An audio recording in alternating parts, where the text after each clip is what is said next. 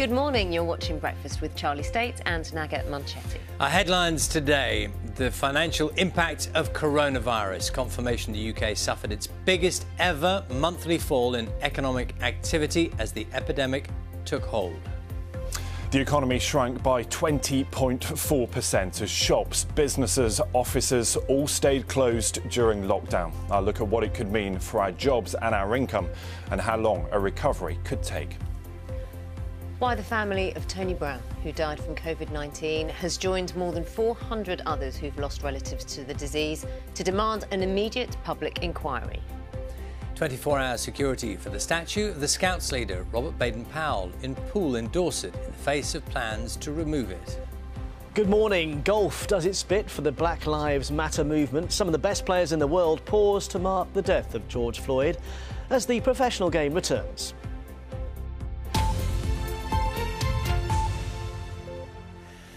Good morning, it's Friday the 12th of June. Our top story this morning: official figures released in the last few minutes show the economy suffered its biggest ever monthly fall in economic activity in April, which was the first full month of lockdown.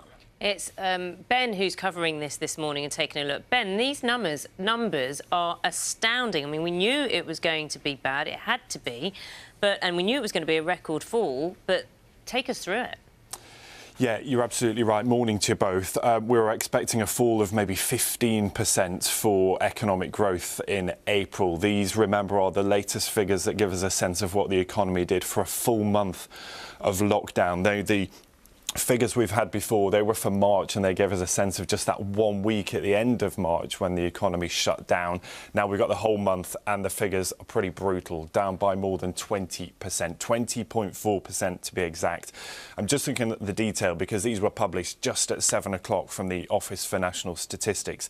And what GDP measures is all activity across the UK economy. So that might include things like building sites and factories. It might also include things like shops and offices as well. And if you look at some of the detail, they've said that the service sector in these figures seeing its largest monthly fall since 1997. Production, that's factories and output, largest monthly fall since 1968. Manufacturing, its biggest fall since 1968, and construction, the biggest since 2010.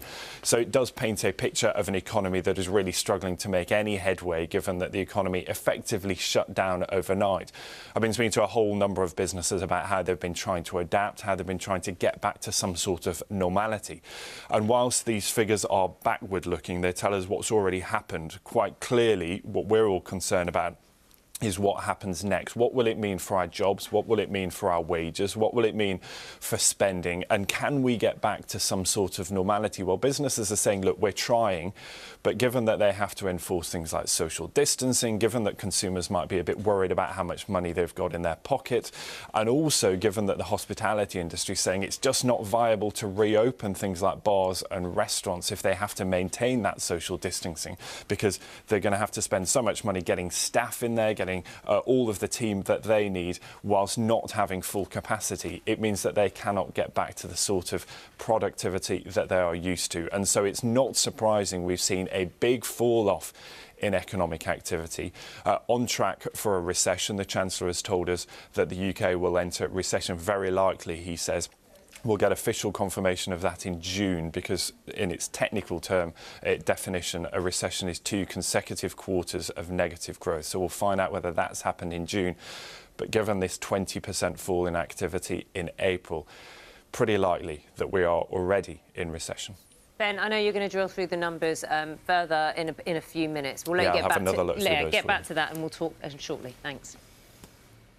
A group of 450 families who've lost relatives to coronavirus are demanding an immediate public inquiry into how the government managed parts of the pandemic. The family of Tony Brown, who died in March, says that there's an urgent need to examine some issues to prevent more deaths. Ministers insist the priority right now is responding to the crisis. When is the appropriate time to go to hospital? It wasn't clear, no one knew that. We were trying to wait it out, everyone was trying to wait it out, we were trying to wait it out. And if you wait too long, it turns out it kills you really quickly. Plans for rigorous border checks after Brexit are expected to be relaxed as part of measures to help businesses affected by the coronavirus pandemic. The UK had committed to introduce import controls on EU goods at the end of the transition period in January. Well, let's talk to our political correspondent, Nick Eardley. Nick, good morning to you. It's interesting having Brexit back as a subject to talk about. Hey. Good morning, Naga, isn't it just? I think the government is now looking at the economic impact that coronavirus is having, as Ben was just telling us, and saying we need to give business some space here.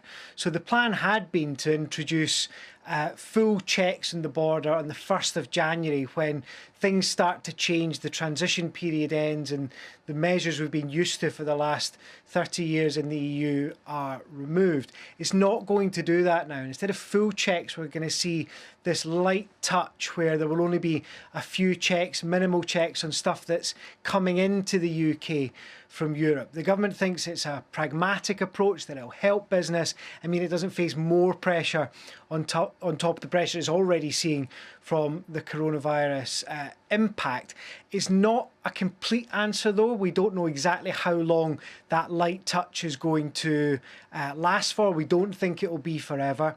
And goods that the UK is sending to Europe that our businesses are selling on the continent will still probably face checks on the European side because that's up to the EU. But the basic idea here that the government's going to announce later is to give business a bit more space as it tries to recover from the coronavirus crisis. Nick, also lots to talk about. Of course, we've just had those GDP figures, and we'll talk to you in the next hour about how the government will be responding. We've got a couple of interviews this hour as well. But also another thing that's being discussed is Priti Patel, the Home Secretary, who's clashed with Labour MPs over experiences of racism. Yeah, that's right. So Priti Patel, the Home Secretary, was up in the House of Commons earlier this week talking about the Black Lives Matter protest. And she'd faced some criticism from Labour MPs for the way she'd handled it. And she basically said, well, look, I'm from a Ugandan Asian background. I faced racism when I was growing up. So, don't tell me how I'm supposed to respond to this. It's caused a row, basically, because Labour MPs, 32 of them have written to her saying, we don't think you're taking this seriously. The fact that you have experience of racism doesn't mean that you are an authority on everyone else's experiences of racism. Priti Patel doesn't seem to want to budge, though. She's saying that she won't be silenced and she won't be lectured by others. It's turning into quite a political row, this one, and it's not really clear to me how they're going to agree on it, so it could rumble on. Nick, thanks very much. Speak to you in the next hour. Barriers have been put up around a number of monuments in London, including the Cenotaph and a statue of Winston Churchill, to try and protect them ahead of further planned anti-racism protests this weekend. Meanwhile, 24-hour security has been placed on a statue of the Scouts founder, Robert Baden-Powell, in Dorset until it can be safely taken down. Nick Beake has more. A show of strength for the first Chief Scout. In Poole, admirers of Robert Baden-Powell stopped the temporary removal of his statue from the quayside. When anti-racism campaigners put it on a target list, the council had wanted to take it away, fearing it could be attacked. I think whatever Baden-Powell's beliefs were in the past, he's also done a lot of good, and we cannot obliterate history. It's really important that we learn from mistakes of the past. By pulling down history, by destroying our history, no one can learn from that. That's a sentiment shared by one government minister. You cannot escape history, and I think it would be fundamentally dishonest of us to, through removing statues and airbrushing out history, to then pretend that all was well. Do you know, totalitarian regimes do that. The statue of slave trader Edward Colston is expected to end up in a museum after it was retrieved from Bristol docks, where it had been dumped by protesters at the weekend. But in a city where his name has loomed large for so long, times are changing, and campaigners say more controversial symbols also need to disappear from public view across the UK. I'm totally for a lot of the other statues in this country being removed and perhaps recontextualised in museums or somewhere where we actually understand what role they played in society in a wider sense. The City of Edinburgh is now proposing to dedicate the Henry Dundas Monument to those enslaved because of his actions. A new sign would explain that the 18th century politician helped delay the abolition of slavery by 15 years. In London, Guy's and St Thomas's hospitals say they will remove the statues of two men involved in their history because of links to the slave trade. Across the Thames at Westminster, there's new protection for Churchill's statue, which was defaced in recent protests, as well as for the cenotaph, as the debate rages over Britain's past, present and future. Nick Beak, BBC News. Let's get more from Sophia Seth, who's by the statue of the Scouts founder Robert Baden-Powell in Dorset. Morning to you, Sophia. So this is something we were looking at yesterday, and the council's definitely clarified where it stands now when it comes to this statue.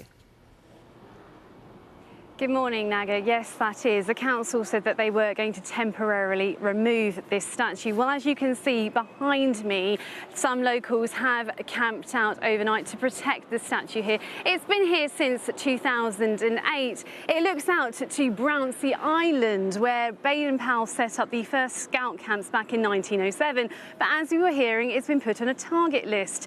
And this led to Bournemouth, Christchurch and Poole Council, as you said, to make the decision to temporarily remove the statue. Now, this evokes strong emotion, and locals are already here this morning that they don't want this statue to be temporarily removed. Now, although the council acknowledge that, they know they have a duty to protect this statue. But as you can see, it hasn't been removed yet, and that's due to the crowds that they saw yesterday, but also they're aware that the foundations run far deeper than they envisaged, so they need contractors to be able to discuss how can they remove it. And we were also hearing last night from the deputy leader, who you will be speaking to later, that they may take the decision to board it up so it's away from the public view instead of actually removing it, if that is possible. But currently there's 24-hour security on the statue before a decision can be made. Sophia, thanks very much, Sophia Seth there. Now, one of the most famous episodes of the 1970s sitcom Fawlty Towers has been removed from a streaming service because it contains racial slurs. UK TV, which is owned by the BBC, said it had temporarily removed the Germans episode while it carries out a review. The episode featured the hotel owner, Basil Fawlty, played by John Cleese, shouting, "Don't mention the war," in front of a group of German tourists, with another character using offensive racist language. Time now is 7:14 Friday morning. Let's go back to our main story this morning. The breaking news: the UK economy shrank by 20.4% in April. That, of course, is the first measurement in a full month of lockdown. Now, Ben has been going through the numbers, seeing how they compare. And it's interesting, because we don't usually look at a monthly figure, but because lockdown came in March 23rd, April's the first full month, obviously, calendar month of lockdown. The impact this is going to have is showing just how the virus has reverberated around the economy.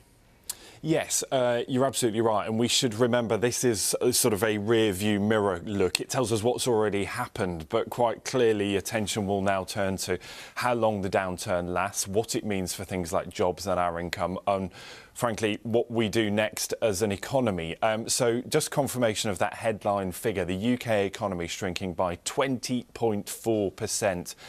in April, the first full month of lockdown, a staggering figure, more than was expected.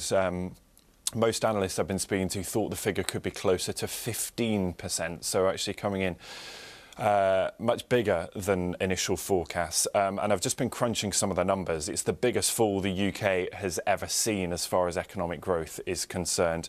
It's actually 10 times the largest fall ever seen in a month before the coronavirus outbreak. And so it gives you a sense of what the economy is contending with. And on one hand, no great surprise, because, look, we all know that businesses had to shut overnight. So that's absolutely everything from construction sites to factories to shops and offices. Yes, some people could work from home, but maybe they're not being as productive as they might be at the office. And some businesses simply couldn't operate. So many of those staff were furloughed, the government paying some of their wages.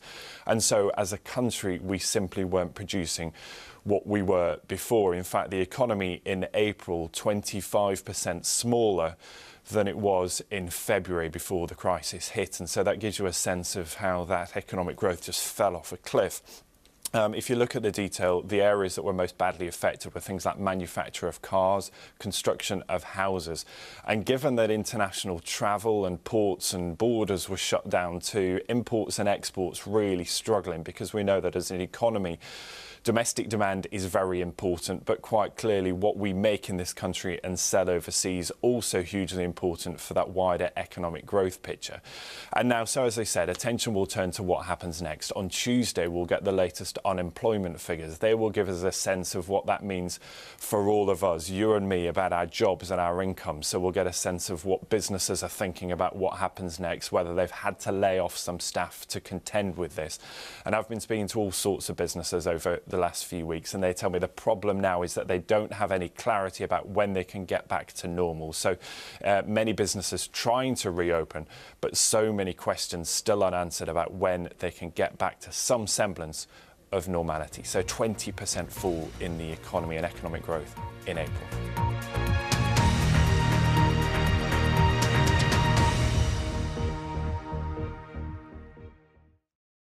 See the headlines as they happen and watch BBC News live in the app and get the full story with bbc.co.uk/news. Follow the story for all the latest with BBC News.